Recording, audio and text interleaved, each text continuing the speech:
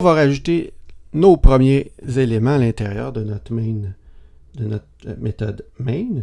Donc, je fais commande Enter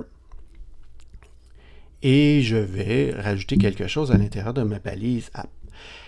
Je vais souvent avoir besoin de rajouter, peut-être pas dans ce projet-là, mais ça va arriver souvent qu'on va avoir besoin de rajouter plusieurs fois des éléments dans notre balise app, justement, ou peu importe la balise. Fait qu'on va vouloir la mettre à l'intérieur d'une variable, la garder dans une variable. Donc, de toute façon, je vais avoir besoin de plusieurs variables. Donc, je vais utiliser le mot-clé var pour dire que je déclare des variables. Ensuite, je vais dire app, point virgule. Donc, je viens de déclarer la variable app. Je ne lui donnerai pas une valeur tout de suite parce que dans cette application, je vais utiliser la stratégie de tout déclarer mes variables dans une instruction en haut. Donc, app, je vais lui donner une valeur, app, va avoir comme valeur, on s'en est déjà servi, document.getElementById de app. Donc, ça va chercher l'élément logique, la représentation logique de la balise div avec la ID app. Donc, app est égal document.getElementById. Et ensuite, je lui donne le ID. Voilà. Point virgule.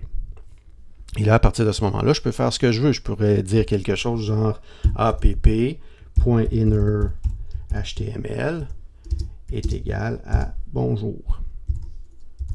Mais ce n'est pas ce que je veux faire pour l'instant. Donc, en sauvegardant, vous voyez que ça fait ça. En fait, pour l'instant, ce que je vais vouloir faire, c'est rajouter un nouvel élément qui va être mon tableau, donc un élément table.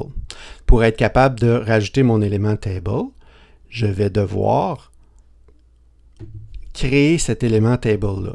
En fait, je vais tout de suite déclarer les variables dont je vais avoir besoin pour créer un tableau. Un tableau, c'est une balise table, après ça un tbody, donc une section, et dans laquelle il y a des rangées, dans laquelle il y a des cellules. Donc, je vais utiliser la variable tableau. Je pourrais l'appeler palette. Donc, la variable tableau. Je vais utiliser la variable section. Je ne l'appellerai pas tbody pour pas qu'on se mélange entre le nom de la balise et le nom de la variable. Je vais également utiliser la variable rangée. Et je vais également utiliser la variable cellule. Voilà.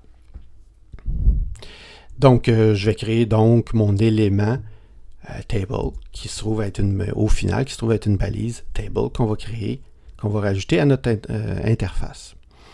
Donc, tableau est égal à document. Puisqu'il n'existe pas encore, je ne peux pas faire getElementById ou quoi que ce soit. Je dois le créer. .create element table. Point virgule. OK. Là, mon élément n'a pas été rajouté à mon interface. Donc, si on regarde dans notre page, on constate qu'il n'y a absolument rien que notre bonjour à l'intérieur de notre app. Donc, on va le rajouter. Donc, au lieu de faire innerHTML, en fait, on va tout enlever. On va dire app_child. Donc, app_child. Et je vais donner l'élément tableau qui se trouve dans la variable tableau. Et donc, magiquement, maintenant, lorsque la page se recharge, je me retrouve avec un table. Présentement, le table ne paraît pas. Il va paraître seulement quand on va avoir rajouté tous les éléments. C'est d'ailleurs ce qu'on va faire tout de suite. Donc, on avait dit qu'un tableau était composé d'un table, d'une section, d'une rangée et d'une cellule. On va créer notre première cellule unique et ensuite, on va l'augmenter. Donc, par la suite, on va y aller avec section est égal. Et là, au lieu d'utiliser deux instructions, comme on va avoir à le refaire plusieurs fois, c'est pas une mauvaise chose de fusionner les deux. Donc, on va commencer par le taper, vous allez comprendre par la suite. Donc, section est égal à app. En fait, non, je vais le rajouter à mon tableau, donc tableau, .app_child, entre parenthèses,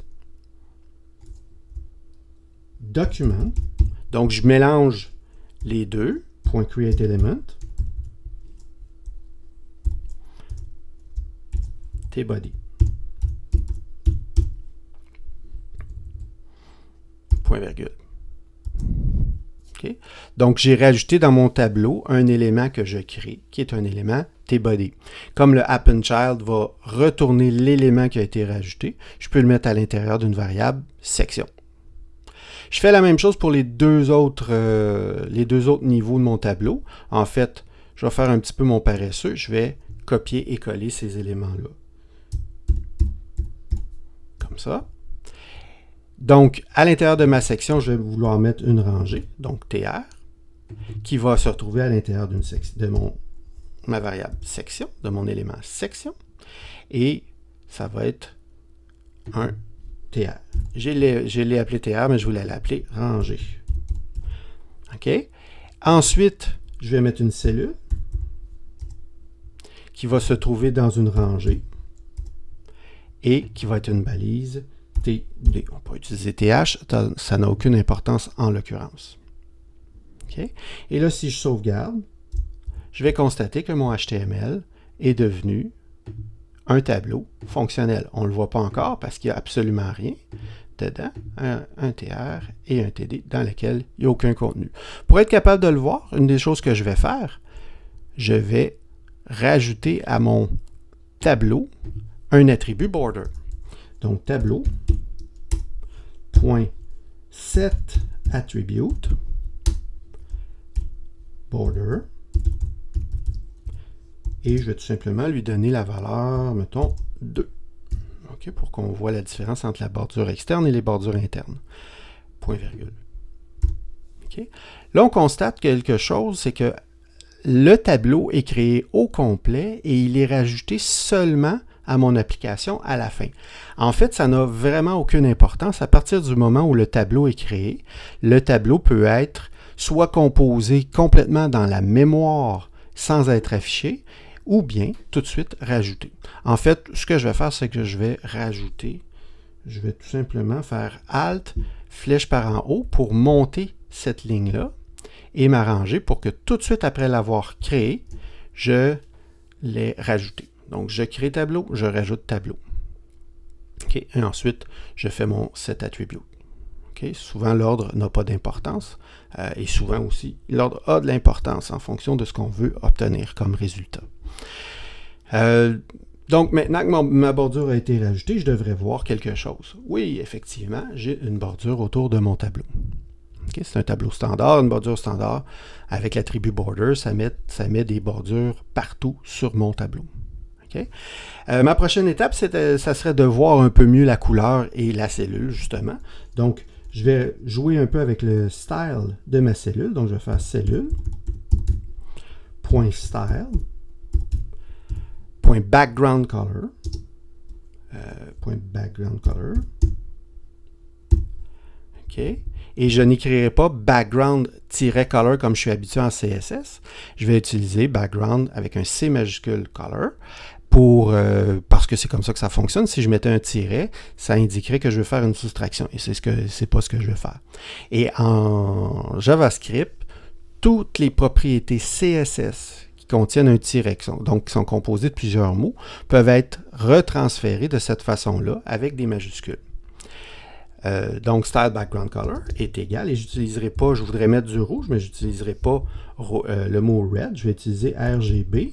Donc, red, green, blue. Le premier va être à 255 et les deux autres vont être à 0, 0. Et là, si je sauvegarde ça, je devrais avoir du rouge. Ça paraît pas beaucoup, mais effectivement, à l'intérieur de ma cellule, il y a du rouge. Ma prochaine étape, ça va être de m'arranger pour qu'on voit un peu mieux la cellule. Donc, cellule.style, .width est égal, je vais lui donner une certaine valeur, on va y aller pour 10 px, point virgule. Okay. Et vous constatez que ma cellule est maintenant plus large. J'ai changé la largeur, je veux changer la hauteur pour mettre 10 px également. Pour dupliquer cette ligne-là, je ne la réécrirai pas au complet, je vais faire Alt, Shift, flèche par en bas, et comme ça, ça la duplique et ça la met tout de suite en dessous. Et je vais remplacer le width par un height. En mettant le height, je me retrouve avec une cellule qui a la bonne largeur.